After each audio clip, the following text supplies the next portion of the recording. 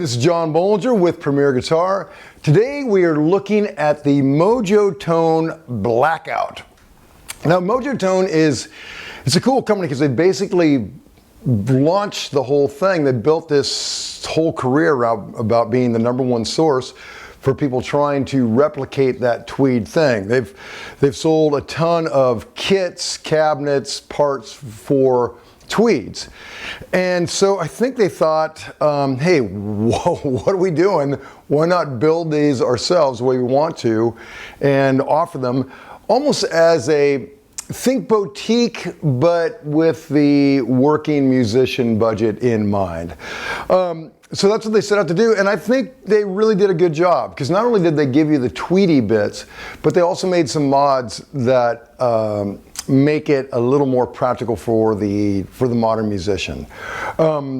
Tweeds, it's funny, I don't own a Tweed because #1 they're wildly expensive, and #2 they're such a niche thing. You know, they tend to get dirty kind of quicker than I like to, and you can't drown out a drummer with an old Tweed Deluxe.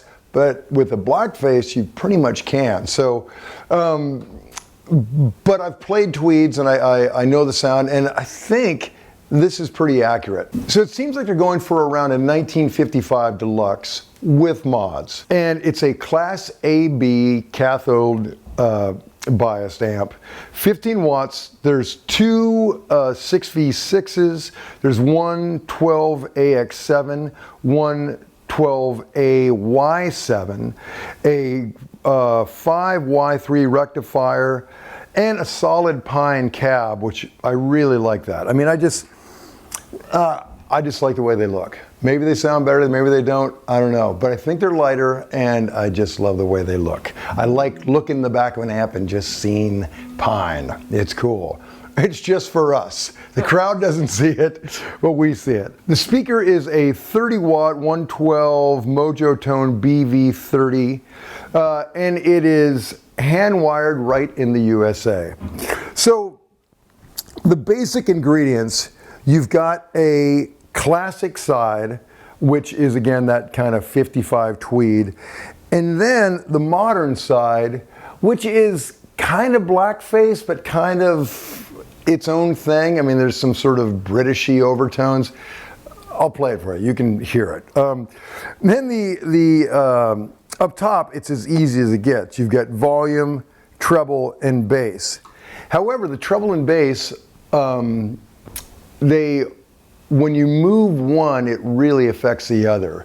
So you kind of have to go a little. You can't just set it like you would a blackface. You know, I think a lot of us are in the habit of we know where we like it, and so we don't even listen. We just kind of put it there.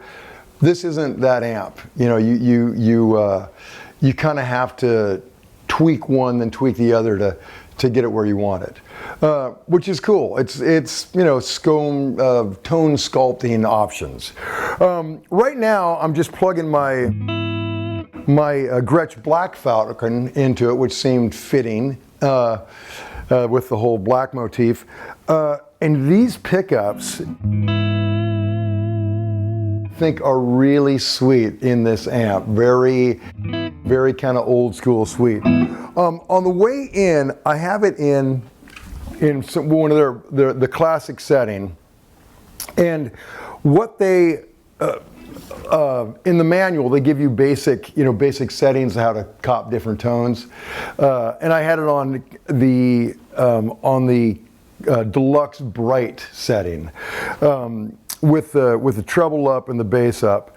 But it is interesting, there are settings here with the treble all the way down, which I wouldn't expect on most amps, but it sounds very cool. And why don't I just kind of go through it? So here we are. And that is kind of like a Tweed Bright. And I didn't use it on the end, but I've got a pedal in line. It's a Mystery Brain BS301, which gives you a little bit of echo and a little bit of preamp drive, but it takes pedals well. Like here's a little bit of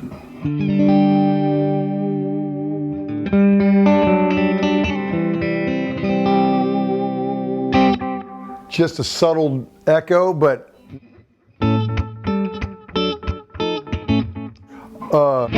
I think it does that well. And then if you put a little bit of a preamp boost in it,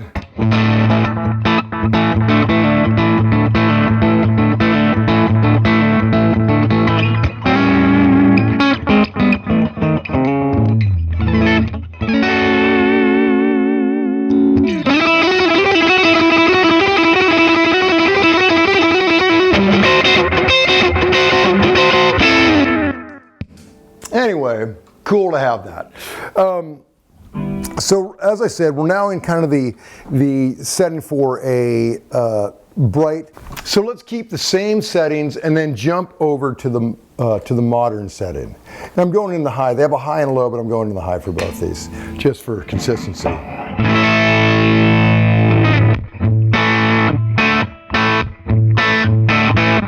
Now let me dial that back a little bit. This is their set. They call this Ozzy rock rhythm. So let's see.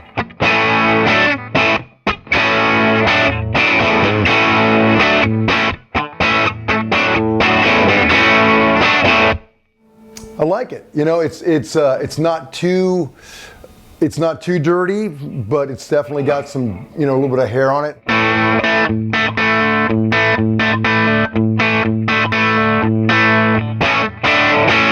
There's a clarity there. That is a good rhythm sound. You know, something really overdriven in a rhythm, I think just kind of muddies it up. So I like a little bit of clarity. Hey, just for shiz and giz, why don't I try a Strat and we can see what it does with that. One moment, please. So this is old double nickels, my 55 Strat with a refin. That's how I could afford it long ago.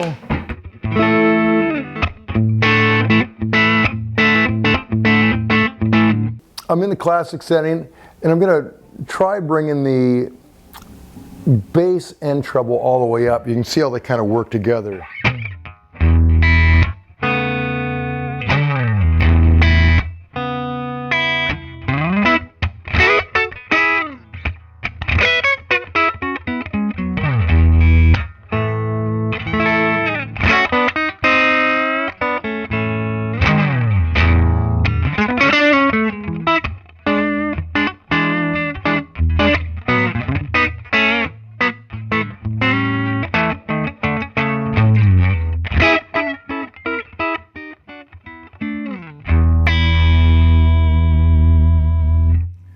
And you can hear just kind of starting to go. Let's just go ahead and dime everything.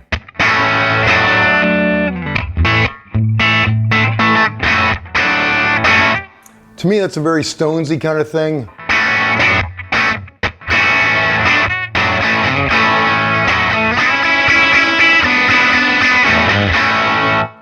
Little harsh up on the high end, but let me bring that treble down a bit.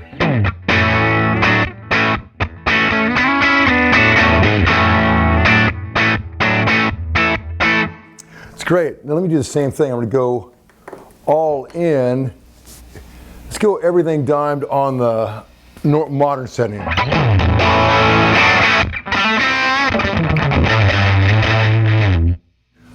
Let me bring back the treble and the volume a bit.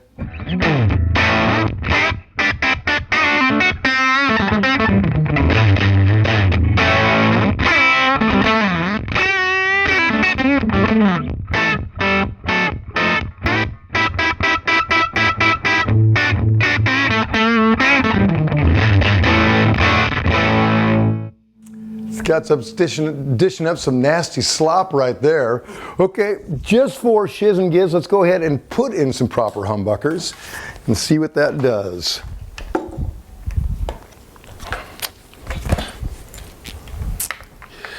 Okay, now we're in Les Paul land. I'm gonna bring it back to the classic setting.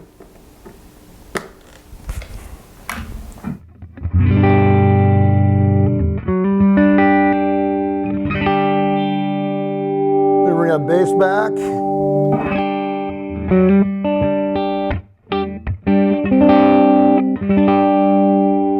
Now that's this is what they call the deluxe normal channel, not the bright channel.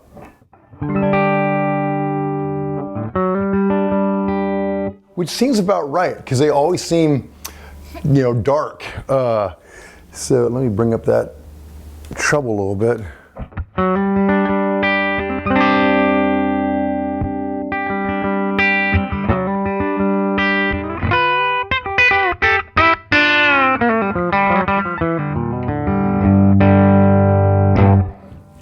Cool. Let's go to the modern. I'm going to bring down the treble quite a bit, down the bass and up the volume.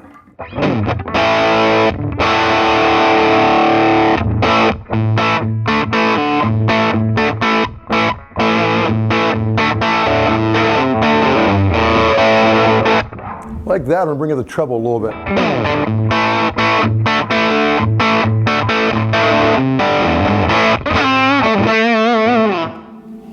It's a good rock and roll sound. So, you know, cool lamp, lot of tones in here. And I like the fact that these guys have had been working around a loving homage to the 5E3 like forever, and they finally did their own. So good on you, Mojotone. Dig it. So this sweet baby weighs a mere 30 pounds and it's $9.95 retail. So, you know, not gonna hurt your back or your pocketbook too much. So this is John Bollinger. Till next time. Hey, when you get done with this video, please check out all of our other stuff on YouTube, Instagram, Twitter, and the PG site. We have endless hours of guitar geekery. Also, hell man, get the magazine. Read the last page, the last call. Why not? It's John Bollinger. Till next time.